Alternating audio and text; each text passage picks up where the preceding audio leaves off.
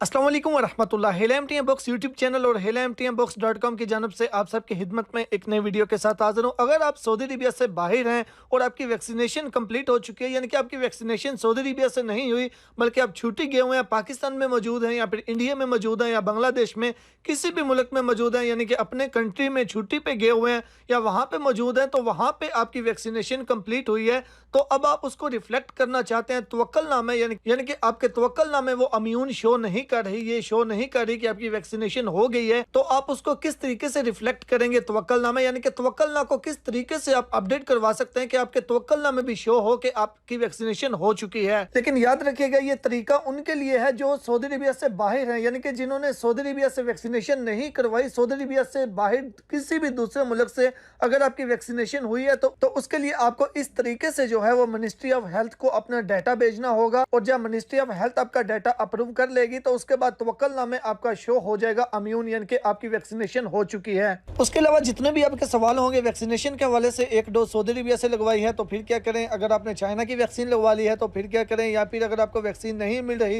यानी कि जितने भी वैक्सीनेशन के रिलेटेड आपके सवाल होंगे इंशाल्लाह कोशिश करूंगा वीडियो में वह सारे क्लियर कर दूं, सारे आपको जवाब मिल जाएंगे। तो इसलिए वीडियो का मुकम्मल देखिएगा, कहीं पे भी स्किप मत कीजिएगा, जितने भी आपके माइंड में सवाल होंगे इंशाल्लाह वो वीडियो में आपके जरूर कवर हो जाएंगे। तो हम बात करते हैं, अब इसकी जानब चलते हैं कि किस तरीके से आपने ये करना है और इसके लिए आपको क्या क्या चाहिए। जो लोग सऊदी अरबिया से बाहर हैं, उन्होंने अभी तक तवक्कलना पे रजिस्ट्रेशन भी नहीं की हुई, तो उनके लिए बहुत आसान तरीका है तवक्कलना में रजिस्ट्रेशन करने का। आप अपने किसी भी दोस्त की हेल्प लेके पहले अपना मोबाइल नंबर जो है वो तवक्कलना के लिए अपडेट करवा लें, यानी कि तवक्कलना के लिए रजिस्टर करवा लें। उसके बाद मेरा आपसे यही मशवरा होगा कि जो भी आपका दोस्त सऊदी अरबिया में मौजूद हो, आप उसकी हेल्प लेके उसे ही बोल दें कि आपका तवक्कलना अकाउंट बना दे, वो आपके लिए इजी रहेगा।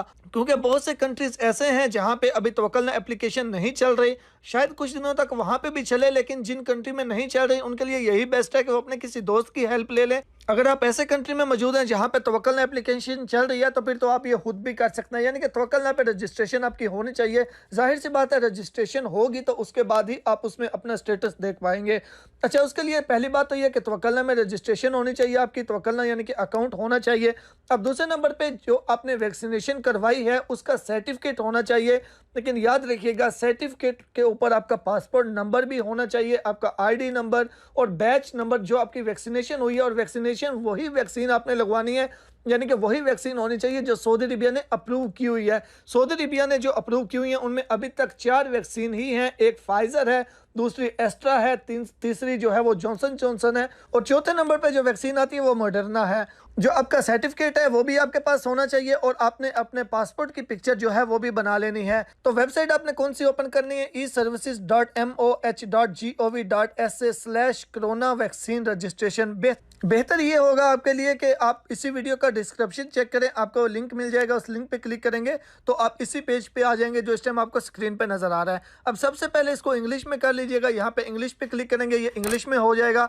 उसके बाद आपके सामने ये पेज आ जाएगा, यहाँ पे वही सारी चीजें बता रहा है जो मैं आपको ऑलरेडी बता चुका हूँ। उसके बाद यहाँ पे नीचे टर्म्स एंड कंडीशंस है, टर्म्स एंड कंडीशंस पे क्लिक करनी है, और उसके बाद आपने नेक्स्ट पे क्लिक कर देनी है। नेक्स्ट पे क्लिक करनी है, उसके बाद आएगा एप्लीकेंट टाइप, तो यहाँ से आपने कर लेना है सऊदी रेजिडेंट। सऊदी रेजिडेंट करेंगे, उसके बाद आपने नेक्स्ट पे क्लिक करना है।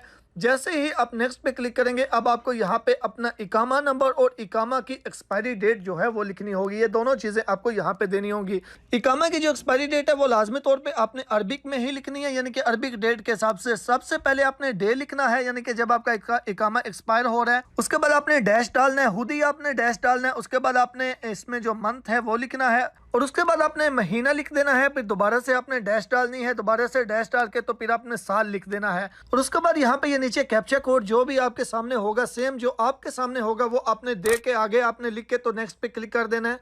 तो उसके बाद ये पेज आ जाएगा। अब यहाँ पे मेन रिक्वेस्ट इन्फॉर्मेशन में आपकी अपनी सारी इन्फॉर्मेशन आ जाएगी, यानी कि आपका नाम आ जाएगा, पासपोर्ट नंबर वगैरह आ जाएगा, नेशनैलिटी कौन सी है ये आ जाएगा, सारी चीज़ें। यहाँ पे आपको कुछ नहीं करना है, सिंपल आपने कॉन्टैक्ट इन्फॉर्मेशन में अपना ईमेल एड्रेस लिखना है और अपना मोबाइल नंबर लिखना है।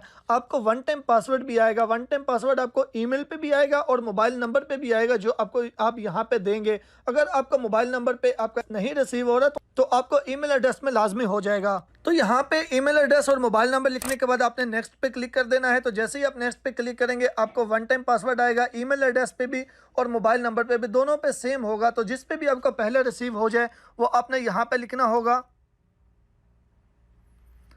वो लिखने के बाद आपने नेक्स्ट पे क्लिक कर देना है। तो जैसे ही नेक्स्ट पे क्लिक करेंगे अब यहाँ पे सारी इन्फॉर्मेशन दोबारा से वही आ जाएगी। अब लास्ट में आपने आ जाना है यहाँ पे।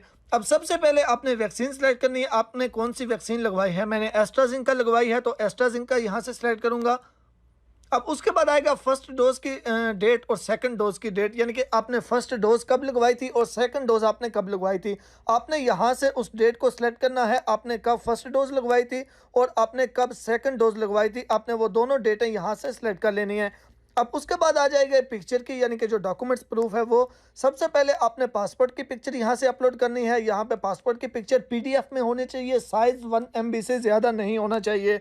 और उसके बाद आपने वैक्सीनेशन का प्रूफ, यानी कि जो आपका सर्टिफिकेट है उसको अपलोड करना है, वो भी 1 MB से ज़्यादा नहीं होना चाहिए और पीडीएफ होना चाहिए। और तीसरे नंबर पे अदर अटैचमेंट में आप अपने इकामा की पिक्चर कर सकते हैं या नहीं करें, ये तीसरे का कोई इशू नहीं, लेकिन ये दो चीज़ें मेन जो है ऊपर वाली ये आपने यहाँ से अपलोड करनी है। उसके बाद यहाँ पे ये नीचे टर्म्स एंड कंडीशन है, इस पर आपने क्लिक करनी है और आपने सबमिट पे क्लिक कर देनी है। अब उसके बाद चलते हैं जो आपके माइंड में सवाल हैं उनकी ज़्यादा।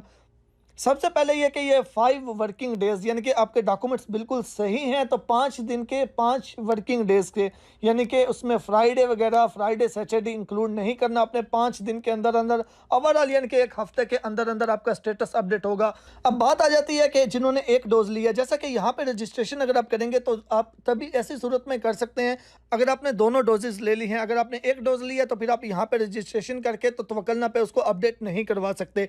तो अगर आपने एक वैक्सीन ली है, यानी कि एक डोज अभी तक ली है, दूसरी आपने नहीं ली, तो फिर आपको वेट करना होगा कि आप दूसरी डोज ले लें, उसके बाद आप यहाँ पे इसको अपडेट करें। अगर मिसाल के तौर पे पाकिस्तान में जैसा कि बात की जाए, एक डोज लेने के बाद दूसरी डोज काफ़ी अरसा बाद टाइम आता है, 2 महीने बाद, 3 महीने बाद। तो ऐसी सूरत में पहली बात तो ये कि अभी तक फ्लाइट्स ओपन नहीं हुई। अगर मिसाल के तौर पर फ्लाइट्स ओपन हो जाती हैं फर्स्ट डोज लेने के बाद भी आप सऊदी अरेबिया में आ सकते हैं, लेकिन आपके पास वो दूसरा सर्टिफिकेट होना चाहिए, फर्स्ट डोज का सर्टिफिकेट होना चाहिए। और ऐसी सूरत में फिर आपको मुकीम की वेबसाइट पर जाकर रजिस्ट्रेशन करनी होगी, आप यहाँ पे नहीं कर सकते।